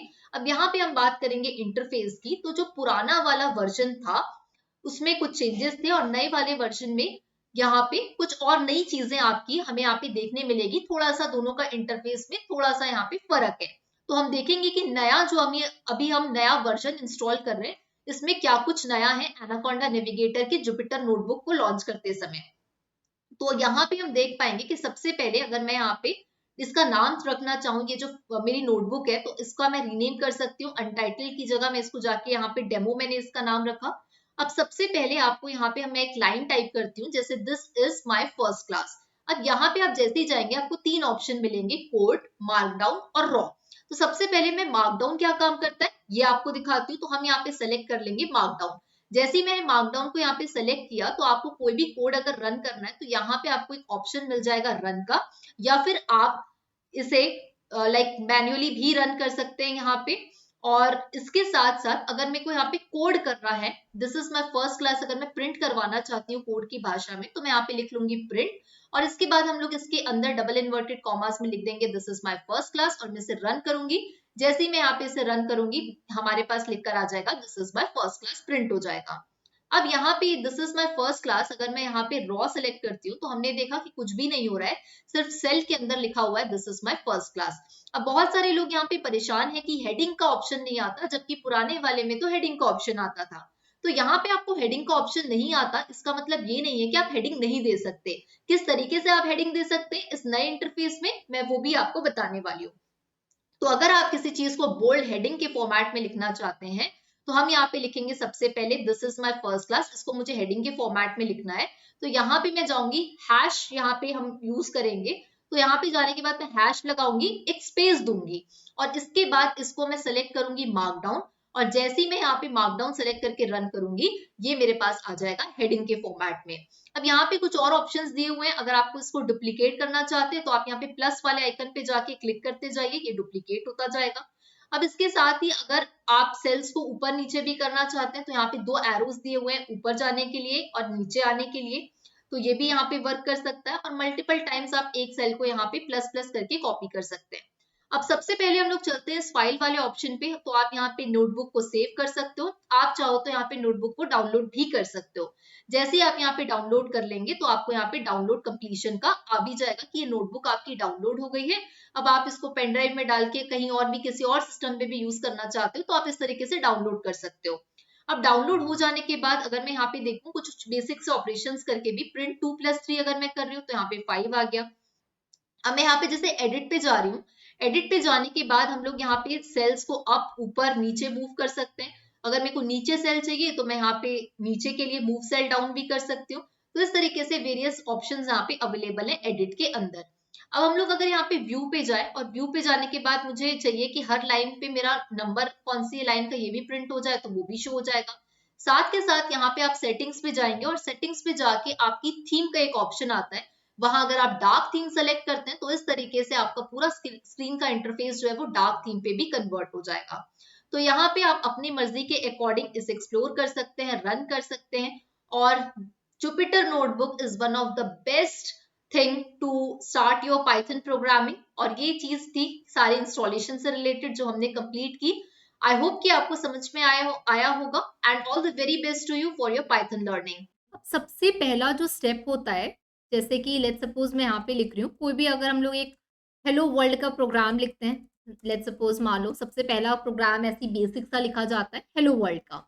अब मैंने यहाँ पे ये हेलो वर्ल्ड का प्रोग्राम जो है लिख दिया, राइट। मैं प्रिंट करवाना चाहती हूँ हेलो वर्ल्ड, तो ये बेसिक सा मैंने कोड यहाँ पे लिख दिया। तो ये राइट तो मैं कर पा रही हूँ यहाँ पे, राइट। तो कोड एडिटर जो है यहाँ पे राइट करने के लिए तो मेरा ऑप्शन आ गया। अब मेरे को इस कोड को एग्जीक्यूट करवाना है, रन करवाना है। इसका मुझे यहाँ पे रन कराने के लिए ऑलरेडी आपको यहाँ पे एक ऑप्शन दिख जाएगा रन का। हम यहाँ पे जाएंगे, इसको रन कराएंगे। जैसे ही हम इसको रन कराए, हमारे पास आ गया लिख के हेलो वर्ल्ड, जो हम चाहते थे। अब मान लो कि यहाँ पे मैंने कोड लिखा और इसमें मैंने, जब भी हम लोग पाइथन में कोड लिखते हैं, प्रिंट लिखते हैं, तो प्रिंट लिखने के बाद प्रिंट, जैसा कि देखो इतना आसान इंग्लिश होता है, अगर किसी चीज को हमको प्रिंट करवाना है तो हम क्या बोलते हैं, प्रिंट, राइट। तो वैसे ही यहाँ पे आसान सी इंग्लिश में हमने पाइथन प्रोग्रामिंग में लिख दिया प्रिंट। और जब भी हम किसी चीज को, कोई लेटर को प्रिंट कराना चाहते हैं, कोई लाइन प्रिंट कराना चाहते हैं, तो उसको हम लोग लिखते हैं डबल इन्वर्टेड कॉमा के अंदर। तो मैंने डबल इन्वर्टेड कॉमा के अंदर लिख दिया हेलो वर्ल्ड। अब मान लो ये लिखते लिखते लेट्स सपोज मैं यहाँ पे एक ब्रैकेट लगाना भूल गई, ठीक है। तो मैं आपको एक नई लाइन पे यहाँ पे लिख के दिखाती हूँ। जैसे मैं यहाँ पे लिख रही थी प्रिंट, अब प्रिंट लिखने के बाद मैंने यहाँ पे लिखा हेलो, यहाँ पे मैंने लिखा वर्ल्ड, और लेट्स सपोज कि मैं इस ब्रैकेट को लगाना भूल गई। अब मैं जाके क्या कर रही हूँ, रन कर रही हूँ। तो यहाँ पे जैसे ही मैं जाके रन कर रही हूँ, तो देखो मेरे को यहाँ पे एरर अपने आप दिखा दिया। मतलब डीबगिंग भी यहाँ पे हो पा रही है। ये मुझे बोल रहा है कि आपका ये जो सेल IN2 है ना, ये IN2, इसकी जो लाइन 1 है, इसमें आपने हेलो वर्ल्ड लिखा है, ये आपका इनकम्प्लीट इनपुट है, आपका सिंटेक्स एरर है। अब मेरे को पता चल गया अपने आप ही कि इस लाइन में मेरा एरर है, तो यहाँ पे मेरी डीबगिंग, कंपाइलिंग अपने आप हो पा रही है। अब मैं जाके ब्रैकेट लगा के रन करूंगी, तो वापस से ये रन हो जाएगा। तो ये चीज कि हम लोग यहाँ पे इसको रन कर पा रहे हैं। विजुअलाइजेशन भी आगे चल के हम लोग देखेंगे कि कैसे इसमें हम लोग जुपिटर नोटबुक में विजुअलाइज भी कर सकते हैं। तो ये सारी चीजें जो है जुपिटर नोटबुक की, ये सारे इसके एसेंशियल फीचर्स थे। आज हमने इसका फर्स्ट प्रोग्राम हेलो वर्ल्ड का जो होता है वो लिखा, कुछ बेसिक चीजें लिखी। एक दो चीजें मैं और आप लोगों को बताना चाहूंगी आज की क्लास में। देखो, अब जैसे मान लो कि आप एक डेटा साइंटिस्ट हो, ठीक है, लेट्स सपोज आप क्या कर रहे हो, आप इसी जुपिटर नोटबुक में लेट्स सपोज आप ना थाउजेंड्स लाइन का कोड आप लिख रहे हो, ठीक है।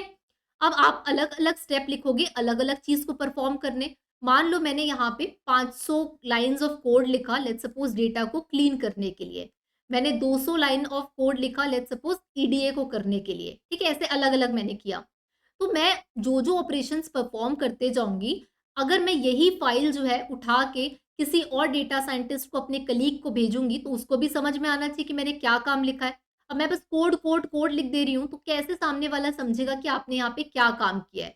तो जैसे ही हम लोग एक एक लाइन ऑफ कोड लिखे, हमको ये सामने वाले को समझाना भी है कि हम कोड में क्या लिखना चाहते हैं। तो क्या होता है, जब भी आप कोड लिखे, तो एक बहुत अच्छा डेटा साइंटिस्ट की आदत होती है, कोडर की एक बहुत अच्छी आदत होती है, जब भी आप मल्टीपल लाइंस ऑफ कोड लिखें, तो हर एक लाइन में आप कमेंट करके बताएं कि भाई यहाँ पे ना इस स्टेप में मैंने डेटा को क्लीन किया है, ये वाले स्टेप में ना डेटा को मैंने प्री प्रोसेस किया है, ये वाला जो स्टेप है ना, यहाँ पे मैंने डेटा को क्या किया है, EDA किया है। तो जब तक आप नहीं ये सारी चीजें अपने कोड के अंदर मेंशन करोगे, यही फाइल अगर मैं उठा के अगर आपके मैनेजर को भेज दूं, उसको क्या समझ में आएगा कि आपने क्या चीज कहाँ पे की है, राइट। इतना बड़ा कोड होता है। तो हमेशा आपको एक आदत डालनी चाहिए एक अच्छे डेटा एनालिस्ट, डेटा साइंटिस्ट बनने के लिए, कोडर बनने के लिए, कि जो जो स्टेप आप कर रहे हैं वहां पे आप कमेंट करके बताएं कि आप क्या करना चाहते हैं। अब मैम ये कमेंट कैसे किया जाता है, तो जैसे मान लो मैं यहाँ पे 4 चीज प्रिंट करवाना चाहती हूँ। जैसे मैं सबसे पहली चीज प्रिंट कराना चाहती हूँ हेलो आई एम स्वाति, ठीक है। अब मैं यहाँ पे दूसरी चीज लेट्स सपोज प्रिंट करवाना चाहती हूँ कोई नंबर, जैसे 23, ठीक है। अब लेट्स सपोज मैं यहाँ पे, जैसे मैं यहाँ प्रिंट कराना चाहती हूँ 23 स्ट्रिंग के फॉर्मेट में। अब लेट्स से अब मैं यहाँ पे प्रिंट करवाना चाहती हूँ प्रिंट 2 + 8, ठीक है। मैं यहाँ प्रिंट कराना चाहती हूँ 2 + 8। तो ये मैंने 3 अलग अलग लाइन लिखी। तो जो पहली लाइन है इसमें मैं क्या कर रही हूँ, अपने बारे में बता रही हूँ। तो अब मेरे को यहाँ पे कमेंट कैसे किया जाता है, हैश आपको लिखना है। हैश लिखने के बाद आप यहाँ पे कमेंट में लिख सकते हैं this is about the introduction, this is about the introduction of a educator, ठीक है। तो अब ये जो कमेंट आप लिखे हैं ना, ये आपके कोड का पार्ट नहीं होगा। जैसे इस कोड को मैं रन करूँगी, तो मेरे को यही मिलेगा, हेलो आई एम स्वाति 23 और 8 + 2 10, ना कि मेरे को ये लिखा हुआ मिलेगा। तो कमेंट क्या होता है? कमेंट आपके कोड का एक पार्ट होता है, लेकिन वो आउटपुट में जाके प्रिंट नहीं होता है। वो सिर्फ़ और सिर्फ़ कोडर के समझने के लिए होता है कि आपने उस स्टेप में क्या काम किया है। तो जैसे मैं यहाँ लिखी हूँ, अब मैं जाके इसको रन करती हूँ। अब देखो जैसे ही मैंने इसको रन किया तो क्या प्रिंट हुआ? Hello I am Swati print हुआ, 23 प्रिंट हुआ और 8 + 2 होता है 10, तो वो यहाँ पे प्रिंट हुआ। ना कि ये प्रिंट हुआ this is about the introduction of a educator. तो ये जो चीज़ है ये केवल आपके समझने के लिए, आपकी टीम में जो लोग काम करेंगे, उनको समझने के लिए कमेंट्स दिया जाता है। मैम कमेंट में सिर्फ़ ऐसे ऊपर में ही लिख सकता हूँ क्या? कहीं और नहीं लिख सकता?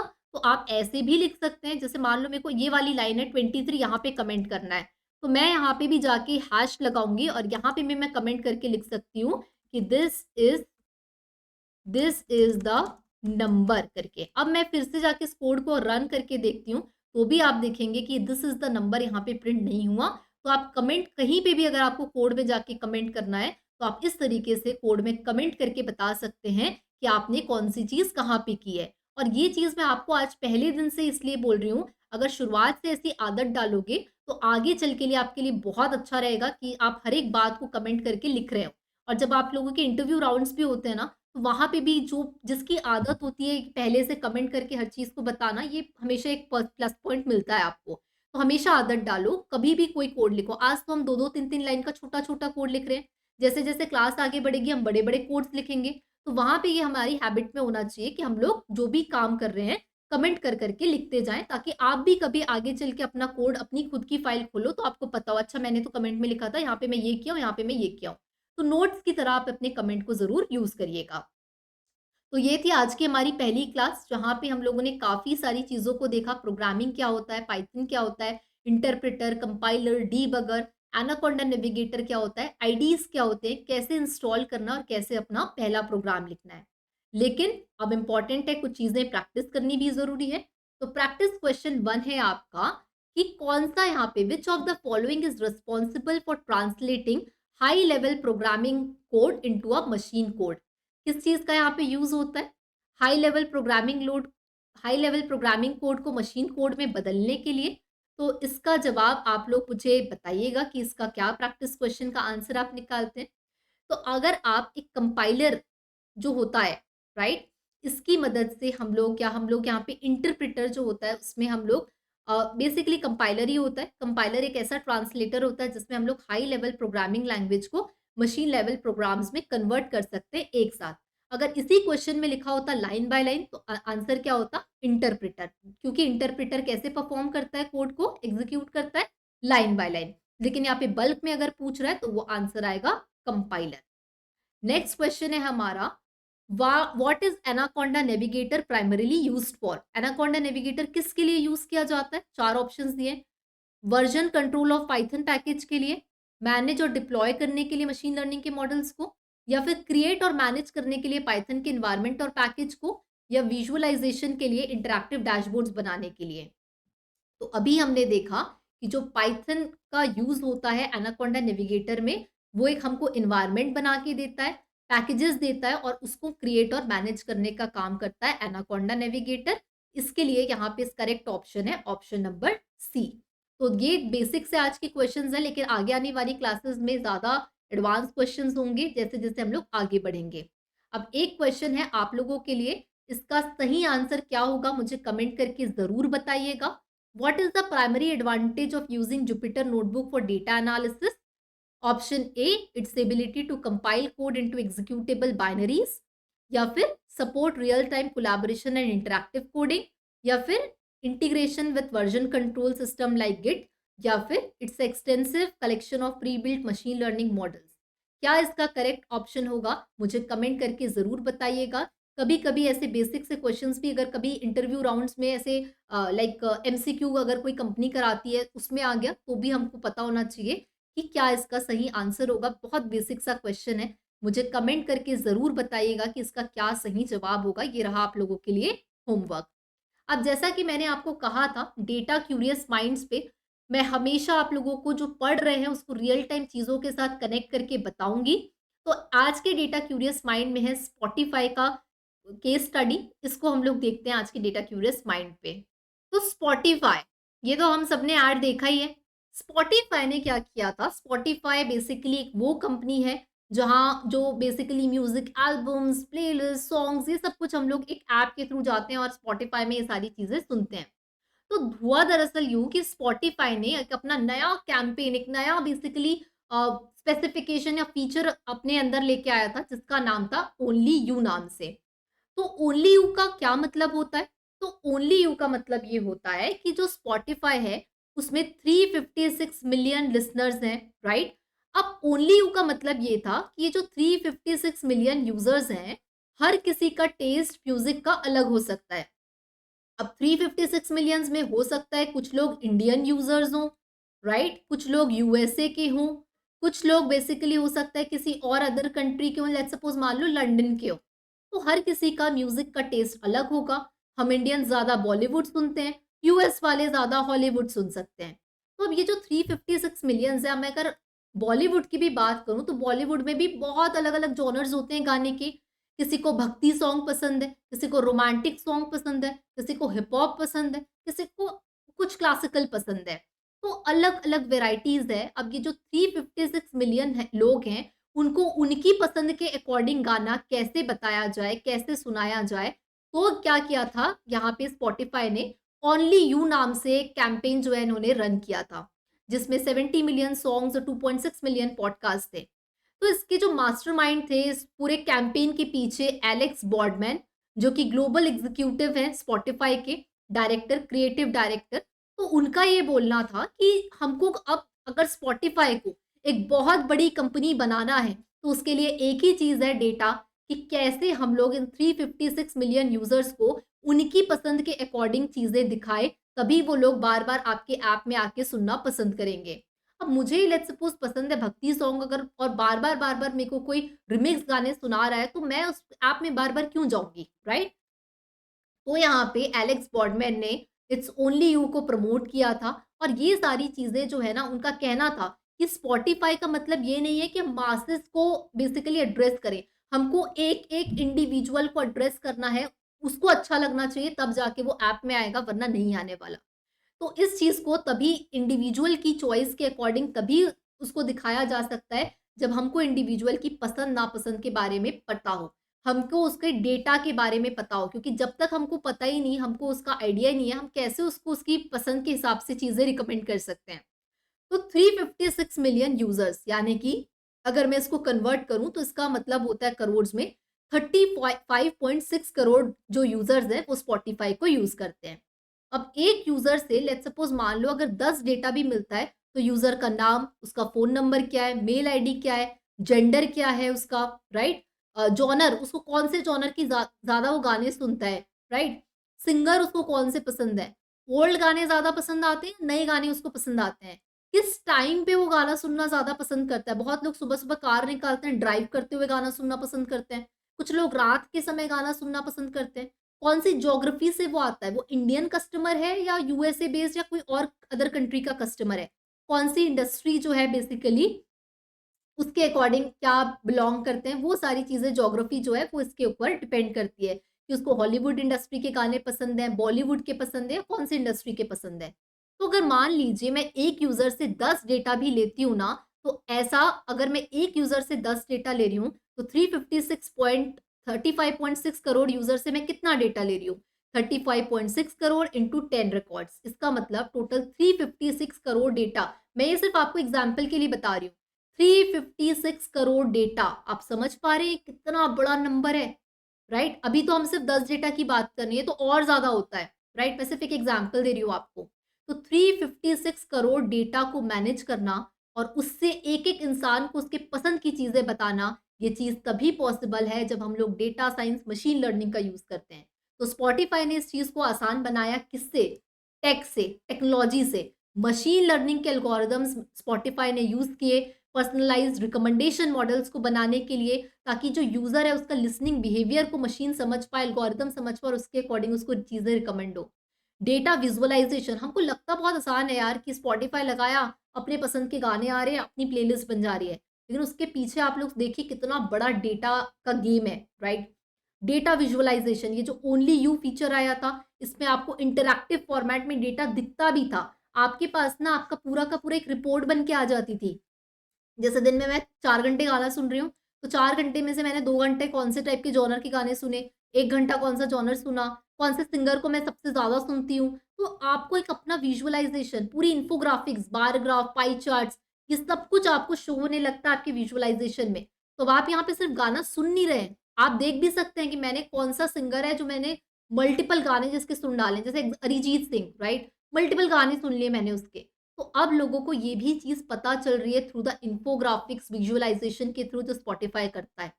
पर्सनलाइजेशन एंड एंगेजमेंट, पहले होता था टीवी, एक परिवार टीवी देखता था तो 4-5 लोग बैठ के सामने में टीवी का एक शो देखते थे। लेकिन आजकल एंटरटेनमेंट हर किसी के हाथ में, एक छोटा-सा बच्चा भी हो ना, तो वो भी अपना पर्सनल कंटेंट कार्टून देख के कंज़्यूम करता है, राइट? तो अलग-अलग पर्सनलाइजेशन आ चुका है, अलग-अलग इंसान की अलग-अलग हैबिट्स हैं और डेटा वहाँ तक पहुँच चुका है जहाँ तक हमारी सोच के भी परे है और आगे और डेवलपमेंट होना है। एआई तो अभी जस्ट शुरुआत है और ग्रो होगा। तो ऐसे जो बड़े-बड़ी कंपनीज़ हैं, वो जो टेक कंपनीज़ है ना, आज की डेट में हर टेक कंपनी ना एक डेटाबेस कंपनी है। क्योंकि आप अच्छा टेक तभी बना सकते हैं जब आप अच्छा डेटा मैनेज कर पाएँ और जितना अच्छा आपका डेटा होगा उतना आप पर्सनलाइज़ेशन देंगे, लोग तभी आपके पास में आएँगे।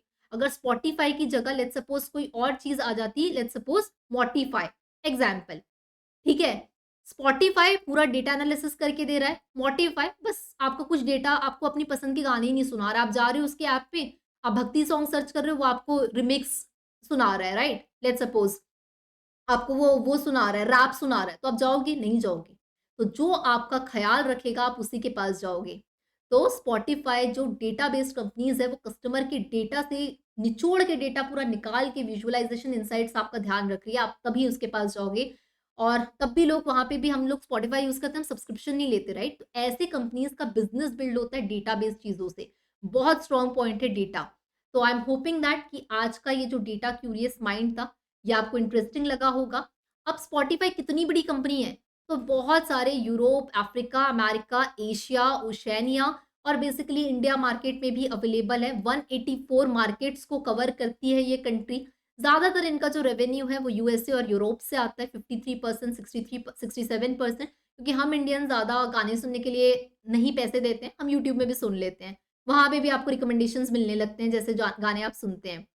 और इसका रेवेन्यू अगर देखा जाए 2020-23 का, तो 1325 crore euros, not I am talking about Indian rupees. 1 euro में 80 से ज़्यादा इंडियन रुपीज़ होते हैं, तो अब आप लोग खुद कैलकुलेट करके समझ सकते हैं कितनी बड़ी कंपनी है। तो डेटा इज़ द करेंसी, पहले होता था ना एक पैसे होते हैं, आज की डेट में जो कंपनी के पास अच्छा डेटा है, वो कंपनी उतनी ज़्यादा वैल्यूएबल होगी। डेटा आज की डेट में नई करेंसी है और आप लोगों के लिए स्किल्स नई करेंसी है। जिसके हाथ में स्किल्स है उसको सैलरी देने के लिए लोग बैठे हुए हैं। सो आज की क्लास को हम यहाँ पे रैप करते हैं। मुझे उम्मीद है ये समझ में आया होगा। जो क्वेश्चन मैंने दिया है मुझे कमेंट करके ज़रूर बताना कैसी लगी क्लास और क्या कुछ नई चीज़ें हमें क्लास में डालनी चाहिए। मुझे फीडबैक्स देते रहिएगा ताकि मुझे भी पता चले कि क्या कुछ नया-नया आप लोग और सीखना चाहते हैं मुझसे द आई स्किल की टीम के साथ में। इसके साथ ही स्पॉटिफ़ाई की बेसिकली जो अगर हम लोग देखें सीईओ हैं, उनका भी ये कहना है कि डेटा सबसे ज़्यादा इम्पोर्टेंट है रिकमेंडेशंस के लिए, हमारी कंपनी के लिए डेटा सबसे ज़्यादा इम्पोर्टेंट होता है। उसके सीईओ डैनियल जो हैं बेसिकली वो खुद इस बात को कहते हैं। और ये सारी चीज़ें इम्पोर्टेंट है। आप हमारे साथ कनेक्ट करना चाहते हैं, कोई भी डाउट आता है, कुछ भी आज की क्लास में समझ में ना आया हो, तो कोई भी शर्म नहीं करना है कि मैं इतना बेसिक सा डाउट कैसे पूछूँगा या पूछूँगी। कमेंट्स आपके लिए ओपन हैं, जाइए, एकदम बिना किसी हेजिटेशन के डाउट पूछिए। द स्किल की टीम पूरी कोशिश करेगी कि आपके डाउट का आपको जवाब मिल पाए। आप इसके साथ ही अगर हमारे साथ कनेक्ट करना चाहते हैं, तो आप द आई स्किल पे जा सकते हैं। ये बेसिकली कंपनी ऑफिशियल पेज है जहाँ पे आप जाके इंस्टाग्राम के थ्रू भी द आई स्किल के साथ कनेक्ट कर सकते हैं। अगर आप मेरे साथ और निशांत भैया, हम दोनों भाई-बहन के साथ अगर आप जुड़ना चाहते हैं, तो भी आप इंस्टाग्राम पे the I skill dot founders आपको इंस्टाग्राम हैंडल मिल जाएगा, जहाँ मैं और निशांत भैया, हम दोनों भाई-बहन की ये कोशिश है कि आप लोगों तक द आई स्किल के माध्यम से हम बेहतर कंटेंट पहुँचाते जाएँ। तो आप लोग हमारे साथ भी जुड़ सकते हैं द आई स्किल की कंपनी ऑफिशियल पेज पे और साथ ही निशांत भैया और मेरे साथ जुड़ने के लिए the I skill dot founders पे भी आप हमें कनेक्ट कर सकते हैं इंस्टाग्राम पे। तो पढ़िए और प्रैक्टिस जरूर करिए। आज की क्लास का नोट जरूर डाउनलोड कर लीजिएगा द आई स्किल की वेबसाइट से। कोई भी प्रॉब्लम हो तो यहाँ पे आप लोगों को कॉन्टैक्ट नंबर भी दिया है व्हाट्सएप का। कोई भी टेक्निकल प्रॉब्लम आ रही है नोट्स डाउनलोड करने में तो भी बिना झिझक के व्हाट्सएप में बता सकते हैं। So that's all from my side. Looking forward to meet you in the next lecture.